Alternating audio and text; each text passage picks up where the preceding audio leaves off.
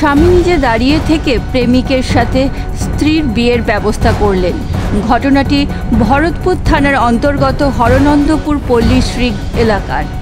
জানা গেছে ওই এলাকার বাসিন্দা রবীন সরকারের সাথে বিচিত্রা সরকারের বিয়ে হয়।